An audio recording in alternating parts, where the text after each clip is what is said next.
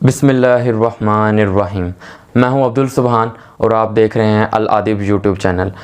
आज इस मौजू पे मैं बात करने जा रहा हूं, वो बहुत ही हिसास मौजू है। मैं आज हज़रत मोहम्मद मुस्तफ़ा सल्लल्लाहु अलैहि वसल्लम की इज़्ज़त और नमूस के मौजू पर बात करने जा रहा हूं। जैसा कि आप सब लोग जानते हैं कि भारत की एक फ़ाशिस्ट पार्टी बीजेपी, नरेंद्र मोदी की पार्टी की एक जो स्पोक पर्सन थी मलूना खंजीर खबीस, उस कुतिया ने हमारे सरकार की शान में बेअदबी की है। दुनिया में, इस कायनात में रहने वाले 2.25 अरब मुसलमानों के दिल को तकलीफ़ पहुंचाई है, ईज़ा पहुंचाई है। क्योंकि बात सरकार दो आलिम हज़रत मोहम्मद मुस्तफ़ा सल्लल्लाहु अलैहि वसल्लम की इज़्ज़त और नमूस की हो रही है, और इन कुत्तों को जवाब देने के लिए इस वीडियो को मैं बना रहा हूँ।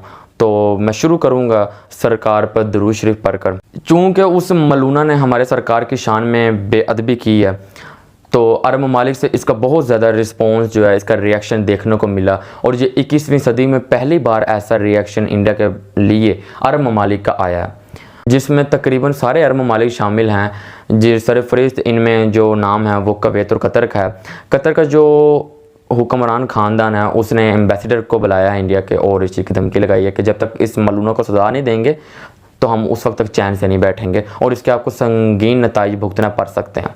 उसके अलावा कुवैत और कतर ने एक और काम ये किया है कि जो बीजेपी के रहनुमा हैं उनसे ये इस चीज़ का मुतालबा किया कि आप जो हरकत की है इसकी माफ़ी मांगें और उसको मलूना को सज़ा भी दें। ना सिर्फ ये हुक्मरानों की तरफ से है, बल्कि सबसे पहले जो अरब के जो लोग, यानी अरब की जो कौम है, जो वहाँ के बशिंदे रहने वाले, जो वहाँ के रहायशी हैं, उन्होंने जो है एहतजाज सोशल मीडिया पर रिकॉर्ड करवाना शुरू किया। उसके बाद जो है वो बाहर भी, यानी रोड्स पे भी आए, जिससे जो है गवर्नमेंट भी उनकी हरकत में आई और उन्होंने इस चीज़ का जो है स्टांस लिया। और एक और कंपेन जो इनके ख़िलाफ़, भारत के ख़िलाफ़ चल रही है, वो है बायकॉट की।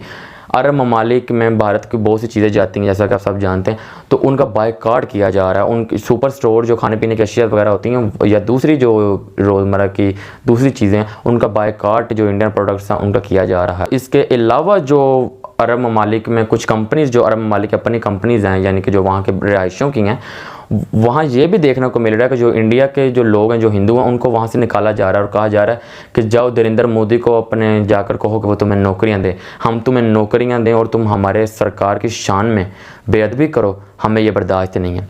तो यानी उनको कंपनियों से भी वो निकाला जा रहा है। इंडिया के अंदर भी जो है एहतजाज मुसलमान कर रहे हैं अभी तक, और उसके अलावा जो कश्मीर में जो मुसलमान हैं वो भी इसका एहतजाज कर रहे हैं, और उन पर ये बहुत बड़ जुल्म बरबरीत भी कर रहे हैं, उनको बाहर आने से रोक रहे हैं घरों से। इसका भी आवाज़ जो है अरब ममालिक जो हैं वो उठा रहे हैं।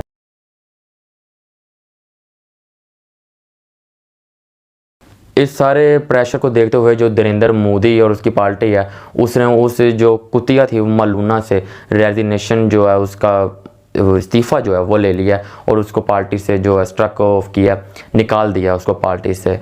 जो भारत के पॉलिटिशियन हैं बहुत मशहूर, असद अवैसी, उनका मुतालबा है कि इसको निकाल तो दिया, इसको गिरफ़्तार किया जाए, अरेस्ट किया जाए।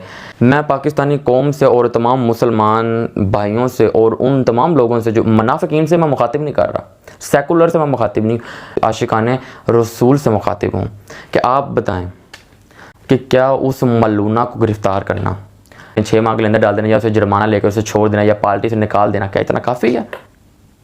क्या ये कोई छोटी बात थी? उसने मेरी बेअदबी या किसी मोहम्मद बिन सलमान की बेअदबी नहीं की है।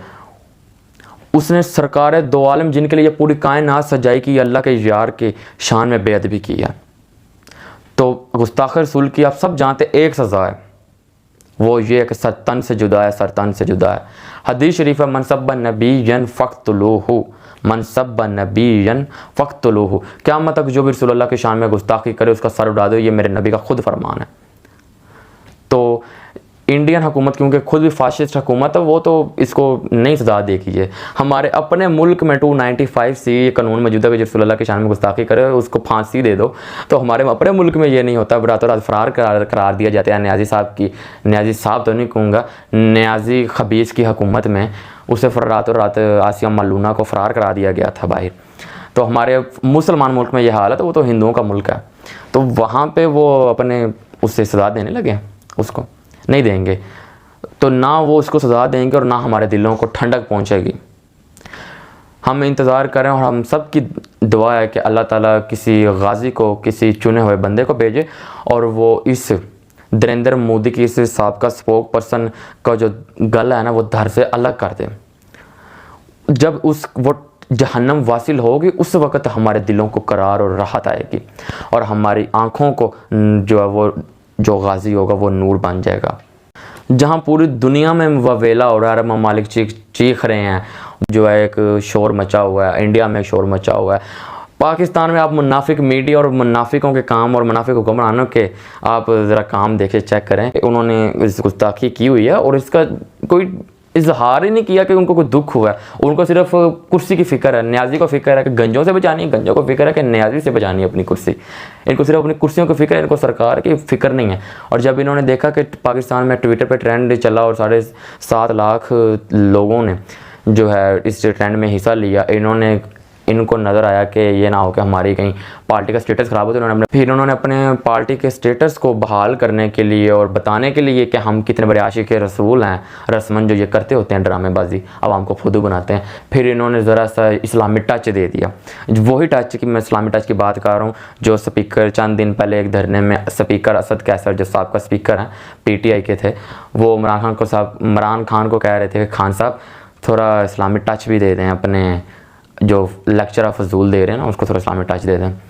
तो यहाँ पे ये सिर्फ मज़हब कार्ड इस्तेमाल करते हैं, रियासत मदीना का नाम लेते हैं। कौन सी रियासत मदीना की तुम बात करते हो? 400 कनाल का तुम्हारा बनी गाला में घर है और तुम कौन सी रियासत मदीना की बात करते हो? तुम कौन से पाकिस्तान के गरीबों की बात करते हो जब तुम्हारे अपने रायविंड में बड़े बड़े महल हैं? तुम्हें गरीबों का एहसास होगा। तुम भी जालिम हो, तुम्हारा साथ देने वाले भी जालिम हैं।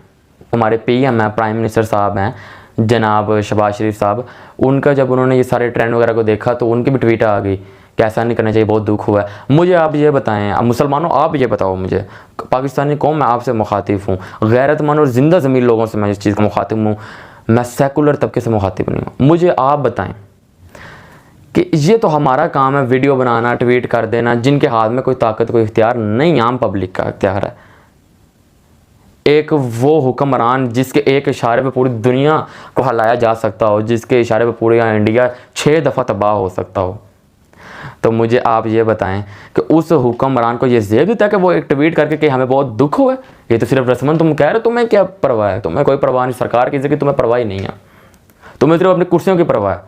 और तुमने ये बयान भी नहीं देना था तुमने, क्योंकि तुम नरेंद्र मोदी और इंडिया में तुम्हारे यार बैठे हैं, तुम्हारी कंपनी है, तो तुम्हें ये बयान भी नहीं देना था। ये बयान भी तुमने इस वजह से दिया कि ट्विटर पे ट्रेंड चलना शुरू हो गया था लोगों का, तो उस वजह से तुम्हें जो है अपने पार्टी की साख को बहाल रखने के लिए करना पड़ा।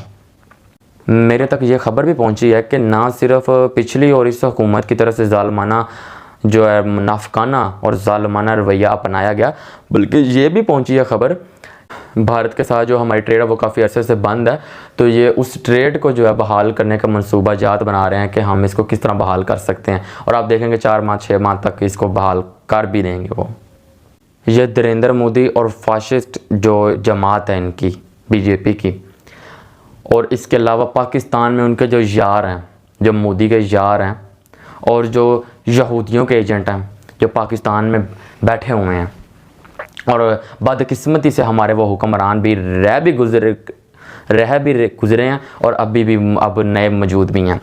तो ये जालिम जो है ना, ये जालिम इन मुनाफिकों को और उन मुशरकीन को और उन काफरीन को मेरी तरफ से और तमाम आशिकाने और ज़िंदा ज़मीर मुसलमान मोमिनों की तरफ से ये एक तंबीह और वार्निंग है कि तुम जो कर रहे हो हम इसका हिसाब तुमसे ज़रूर लेंगे। आज हम पे बदबख्त और तुम्हारे पाले हुए कुत्ते खबीस न्याजी की सूरत में और ये गंजों की सूरत में हम पे हुक्मरान मसल्लत है, लेकिन तुम याद रखना इस चीज़ को, वो हमारा वक़्त भी इंशाअल्लाह ताला आका दो जहान के ग़ुलामों का वक़्त भी आएगा, जब दीन तख्त पे आएगा, उस दिन हम तुमसे इसका हिसाब ज़रूर लेंगे और तुम्हें इसकी माफ़ी नहीं होगी। तुम पूरी दुनिया में 7 ज़मीनें खोद के नीचे चले जाना, हम तुम्हें वहाँ से निकाल के वलों पे टांग देंगे तुम्हारे गर्दनों को धर से अलग करके, और तुम्हें माफ़ी नहीं होगी इस चीज़ की। और फिर कोई करके दिखाए हमारे आका की शान में बेअदबी, हम तुम्हारी नस्लें ना इस रूह ज़मीन से मिटा दी तो बात करना। मुनाफिकीन पाकिस्तान के जो हुक्मरान हैं और जो बाहर इनके यार बैठे हुए हैं, उन सब के लिए तुम जो इतने बेलगाम हुए फिरते हो ना, याद रखना, डरो अल्लाह के उस वक़्त से कि जब अल्लाह ताला मोहम्मद अरबी के ग़ुलामों को पाकिस्तान की भाग दौड़ देगा। उस दिन याद रखो, ना तो 400 कनाल का बनी गाला का घर रहेगा किसी का, तो ना किसी के बाहर यूके में नेशनैलिटियाँ रहेंगी, तो ना किसी का उधर फैक्ट्रियाँ रहेंगी। और फिर कोई नरेंद्र मोदी का यार नहीं होगा। और हम तुम्हें इस चीज़ का कतई माफ़ नहीं करेंगे, क्योंकि गुस्ताख़ रसूल की एक ही सज़ा जो हमारे सीनों पे, हमारे दिलो दिमाग पे लिखी जा चुकी नक्श है, वो हमारे नबी पाक की हदीस है, मनसब नबीयन फ़क़्तुलूहु। और एक बात और याद रखना, मेरे रब के यार मोहम्मद का ज़िक्र हमेशा से बुलंद था और हमेशा बुलंद रहेगा। तुम्हारे ये कुत्तियों के और ये कुत्तों के फजूल बकवास करने से हमारे नबी की इज़्ज़त में कोई कमी नहीं आती है, कोई कमी नहीं आती। लेकिन तुम उनकी बेअदबी करते हो, ये हमें गवारा नहीं, और ये उस रब को गवारा नहीं, ये रसूल अल्लाह को गवारा नहीं। बेअदबी तुम्हारी माफ़ी नहीं है, उसका तो हम तुमसे हिसाब लेंगे। तुम्हारी गर्दनें उतार के तुम्हारी नस्लों को जहन्नम वासल करके उसका हिसाब लेंगे। वक्त का इंतज़ार करो, इंशाअल्लाह आते ही हैं बस नबी के ग़ुलाम, आता है दीन, बस आने ही वाला है। आज की वीडियो के लिए इतना ही, मिलते हैं एक अगली नई वीडियो में। उस वक्त तक के लिए अपना और अपने चाहने वालों का बहुत ज़्यादा ख्याल रखें। रब रखा।